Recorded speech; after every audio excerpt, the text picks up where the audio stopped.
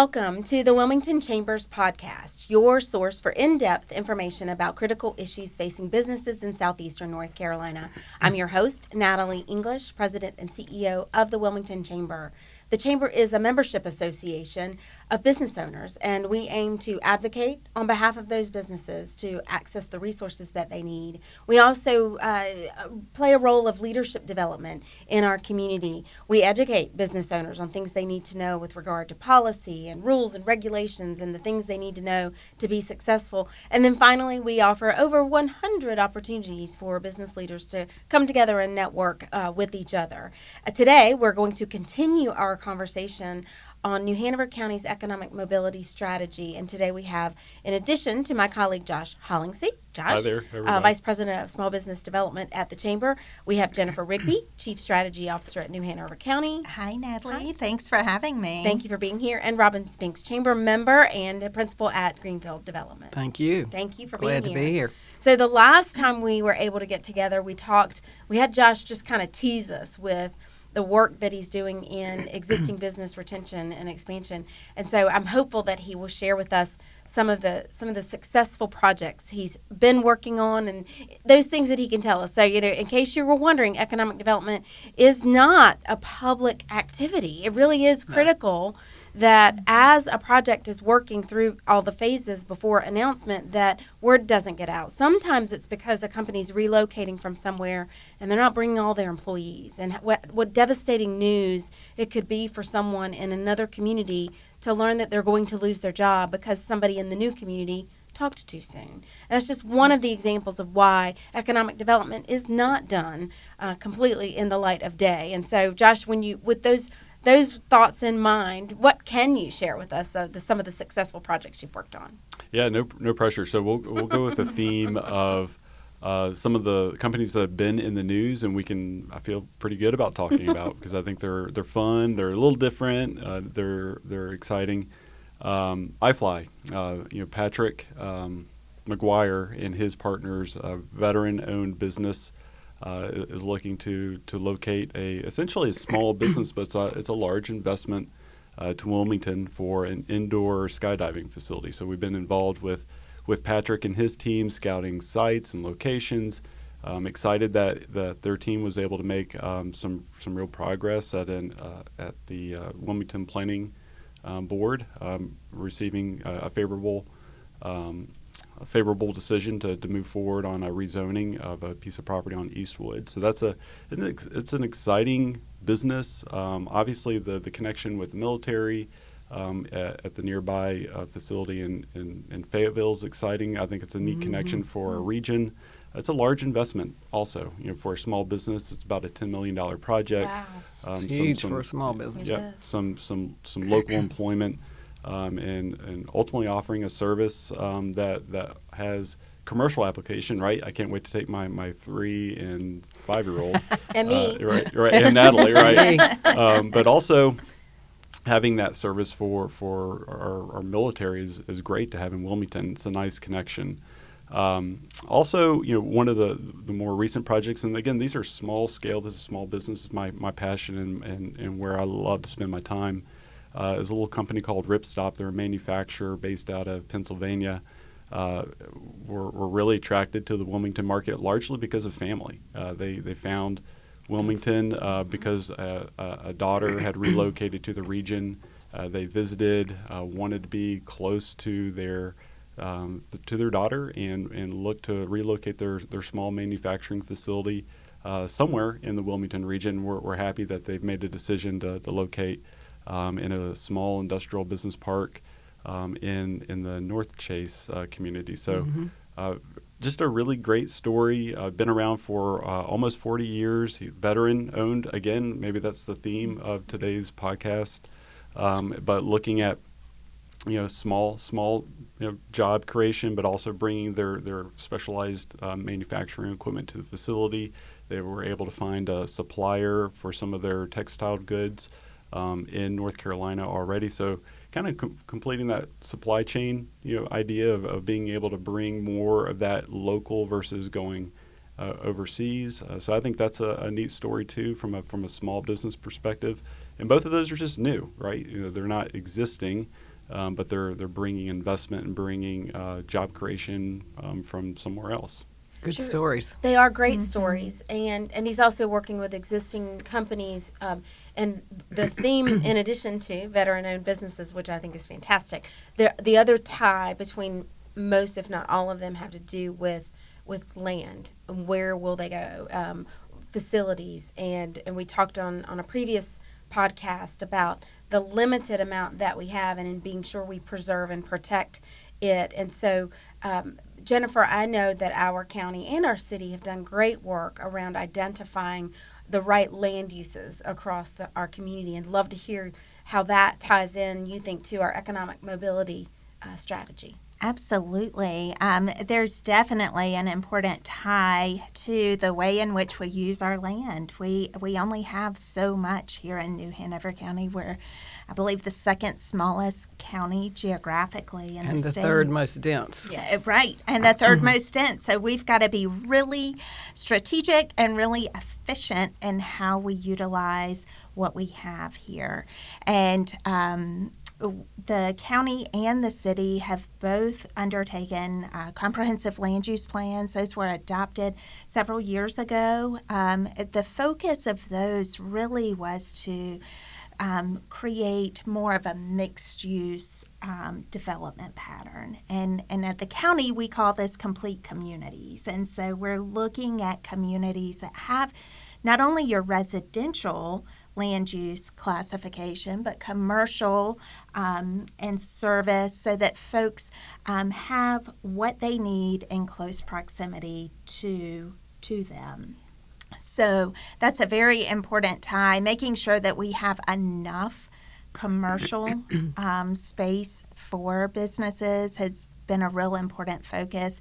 It's real easy for everything to get gobbled up by residential, and certainly residential is an important component, but it's a balancing act that needs to be done. And so that's really where the county is in terms of trying to develop these complete communities. And it's important to remember from a consequences standpoint along those lines is that residential, although it has a tax base, has a cost that goes along with it. Exactly. Absolutely. And those costs are schools and utilities, which are more dense to them. It's more expensive to bring utilities. And commercial and industrial are the ones that bring money from the outside and also money that runs around, but they have less cost. So they pay the same tax rate, but they also bring in sales tax if it's retail, and then in terms of manufacturing and the wages of the people who will then turn around and spend it here. So, and to your point, Jennifer, in terms of, just to give an example, there's only 1,400 acres of commercially zoned land left and only 4,200 acres of industrially zoned land left for the rest of time in this county. And that's not very much. And so if we don't preserve that land for its appropriate use compared to the residential, it just, and we know that the suburbs are in other counties, unlike most communities. And so it's really important as the center that we maintain that commercial use. And the comprehensive plan has, right now it's good. That's undeveloped, obviously I was talking about undeveloped acres.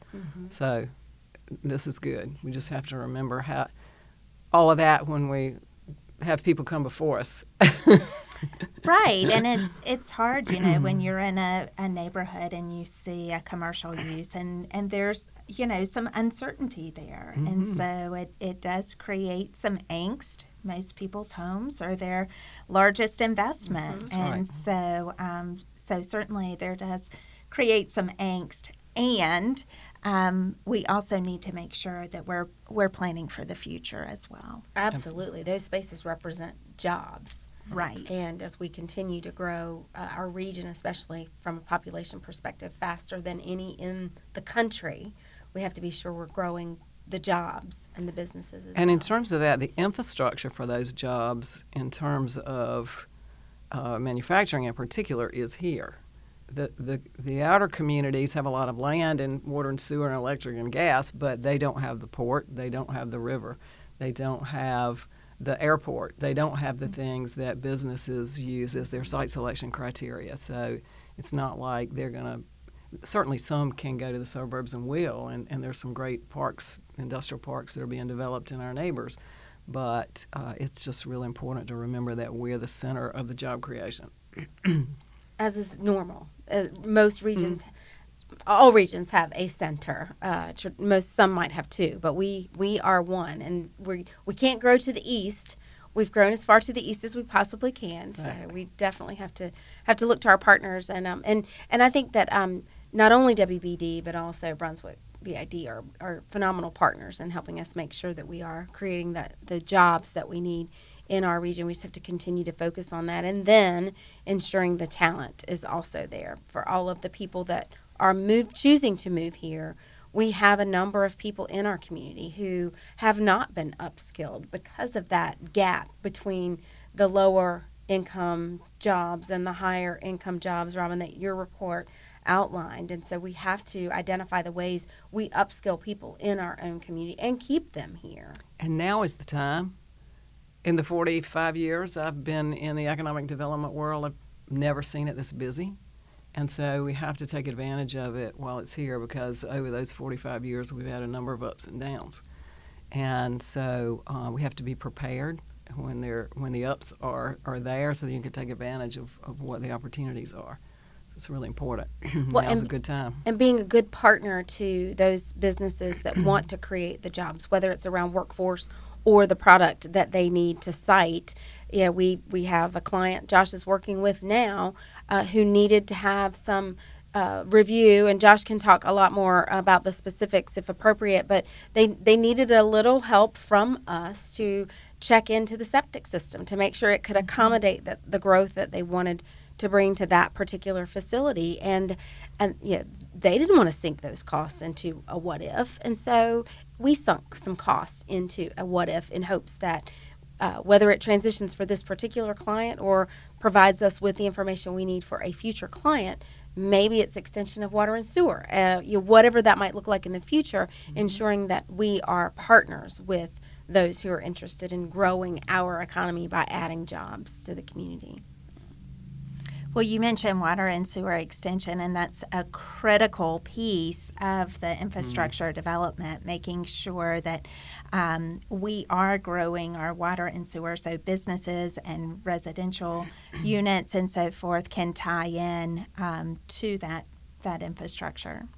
One of the things that we recommended along those lines was to take a big picture look at those 4,000 acres that are left and evaluate them right now to see which ones have the best infrastructure capabilities, so that we know where things need to be expanded, and we also know what's the most high priority to preserve. We also talked about existing or shall we say former industrial properties that might be brownfields and needing to try to do what we can and go after some EPA money to look at the analysis of those and clean up so that we can repurpose some of those. So that and those are absolutely where the infrastructure already exists. You don't have to bring it there. Right, right. So that's a good place, a good cost-effective place. Well, and many other communities have redeveloped parts or all of their communities using just those processes and the grants available at the federal level.